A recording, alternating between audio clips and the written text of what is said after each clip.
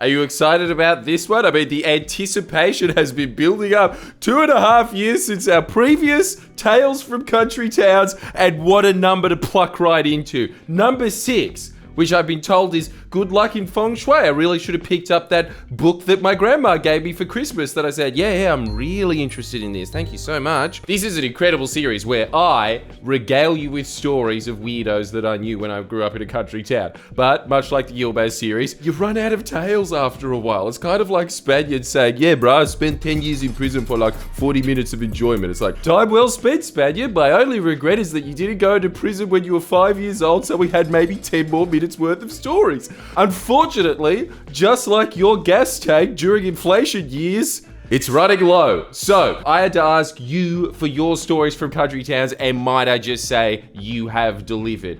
I just realized we have access to hundreds of thousands of people. A lot of you grew up in shit housing commission in the bush. Awesome. Hey, let us know in the comments if you have better stories than these. I highly doubt it, but if ye dare have the arrogance to say that you do, I'd love to hear them. Love to make a Country Towns number 7, not only because it's hilarious and easy, but also because it's the perfect video to vlog that you're doing your final stint of live shows. I don't know where we are at this point, don't know when it's coming out, but the point is they're there, and some of them are charity shows as well. So maybe you should just go on the off chance pick a mix that you are contributing to something of greater value. The first story, though, starts with Wagga circa 1985. Well, that is a great start, especially from a town whose motto is the city of good sports. Okay, that's not only clasping at straws, but definitely not my experience of the town. The town's so nice, they decided to name it twice. Wagga Wagga. And it's so Aussie, it should just be renamed Aussie Aussie. Listen to this. It starts with this man's uncle going for his truck license. The instructor says, all right, mate, I'll be your driving instructor today. Just follow the route I give you. They're driving along and the instructor says for him to pull up at this house. Yeah, just pull up here, mate. They're in a semi-trailer. Okay, mate, you just hang tight here. I'll just be a jiffy, all right? The man ends up waiting outside the house for half an hour. Keep in mind, this is supposed to be a test for his license to be able to drive that fucking truck. I personally hoped that getting a truck driver's license was a little more stringent than this, considering that they are metallic mammoths that could crush an entire family like it's stepping on a cat. After about half an hour, the instructor comes out. He's hiking up his pants. He then sits back in the truck and instructs the dude to just drive, saying, quote, Yeah, nice, mate. Nice. May as well knock off 2 birds with 1 stone if you can. He drove the guy to his girlfriend's house to have a root. That was the test. As the guy writing this comment said, he explains after this, he literally didn't drive anywhere else. Test over. Yeah, mate, here's your truck driver's license. I reckon you've earned it. Driving a truck's all about dropping off cargo, and today's cargo was me nuts. Plus, you seem like a nice guy. In fact, the world seems like a pretty nice place, actually. The city of good sports. All right, this one's mental. The only problem with it is, I would like some more details, whoever sent this in. Your username is BJ Joe, which, great name, by the way, but for the love of God, you can't leave us with just this. This is how the story goes according to BJ Joe. Ages ago, me and my crew were near the train station in our town when all of a sudden, someone threw a rock on the train and my group got the blame. Oi, you! Get over here! So the train driver decided to give us a free train ride. Yeah, that's right. Don't worry, boys. Everything's going to be all right. I'm just going to take you on a little trip. You know, there is a downside to being in a society that educates its youth. I think you just get so used to saying, okay, sir, that you just do whatever an adult tells you, even if they're a serial killer. Like, this man does not seem like he has the boy's best interests at heart, and yet you just go along, like I'm assuming in a kill factory of cattle, like, I don't know what's in that factory, but pretty sure it's not going to be a field. Nah, well, everyone else is doing it. That's you in year 8, isn't it? Anyway, this is the part of the story where I'd really like just a couple sentences more information. That would be great, but nonetheless, I'm just going to read what he said. But actually, he ditched us in a town that was 5 200 kilometers away. We spent 2 days in the jungle, and one friend almost got killed, and the other almost got kidnapped. And here's the understatement of the century. Here's what it ends on. Crazy times. Of course, that's all the information someone called BJ Joe thinks is needed. Of course, someone with that name doesn't have any time to screw around. Bare bit of information. There you go. You got your story. Move on with your life.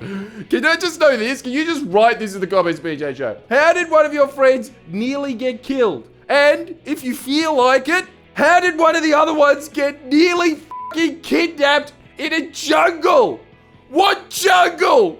What was it, pygmies? Who did this? I love how in the country people have all these near-death harrowing experiences, and if you ask them about it, what? That didn't happen. Oh, hang on, now that I think about my life for even a second, yes, that's exactly what happened. Now, I'm not repeating the story again, you already know, mate.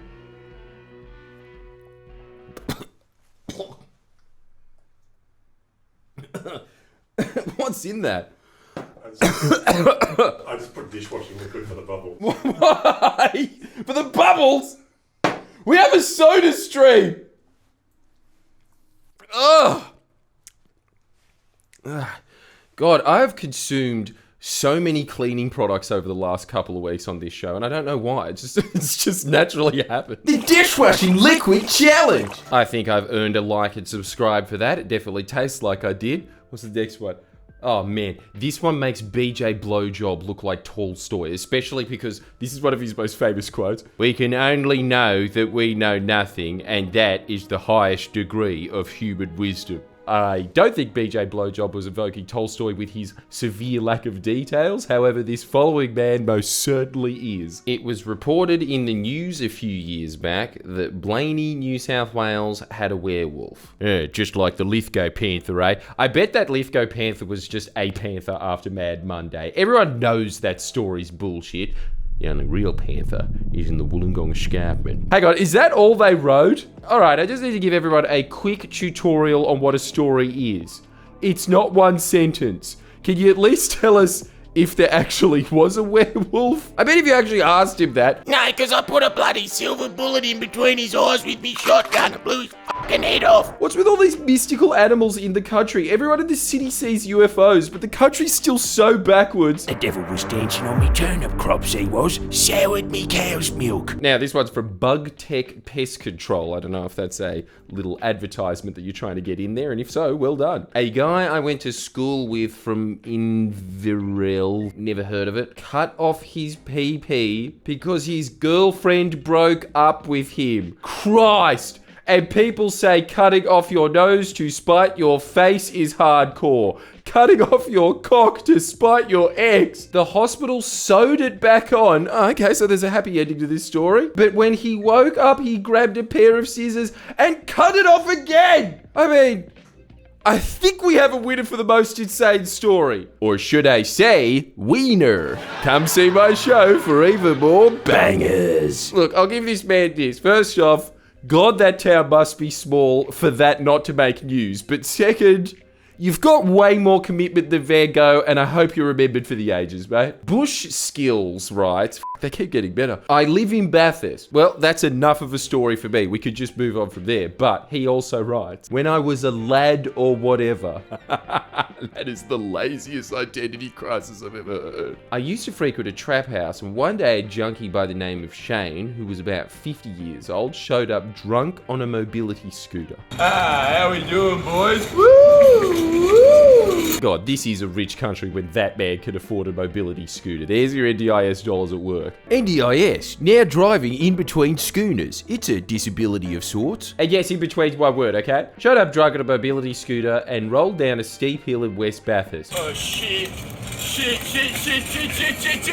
He rolled and rolled. See, this guy's a storyteller, and I went to help him. And a good guy. He had shit himself. And the rolling spread the shit. His eyes were also flickering, and I thought he'd had a stroke. The end. Good night, Jordan. Man, Does everyone in the country watch so many pre-news game shows that they just talk in Burjo's catchphrase clues naturally? There's so many missing bits. It's like every one of these stories is just a haiku honouring insanity. The next one is in this place called Johns River. Shout out to this land that I've never heard of yet again. Anyway, this guy was playing handball in his backyard when all of a sudden I heard a bunch of revs followed by a crash and scrape sound. See, that right there is why the life expectancy in the country is so much lower than it is in the city. We rode to the front and some dude had come screaming out of the tavern across the road on his quad bike and completely totaled himself. Liquid was pouring from both his backpack and his head, skull completely visible, and the first thing he said was, "Oh, me beers." He writes at the end, "I think he survived. Never saw the quad bike again though." Well, this man has his priorities straight, much like the guy whose skull was visible. He was concerned with his beers, and that man was concerned with the quad bike, and that pretty much just sums up rural Australia, doesn't it? Well, I must say, that was very nourishing to the spirit, and if you have more stories, may I repeat, please put them into the comments, because the older I get, the more I just realize, you know what the greatest things in life are? That one thing that happened to you in your entire life. I just want to be like one of those nightmarish anime villains that lives off eating other people's souls. Just give me your souls, put them in the comments. They are extremely nourishing. Come see my live show as well. Make sure you like and subscribe. Get a shirt as well. Is there anything else that I could flog? I don't know. I'll probably just start up a line of my piss in a jar at some point. So stay tuned for that. Please share and comment below. Comment.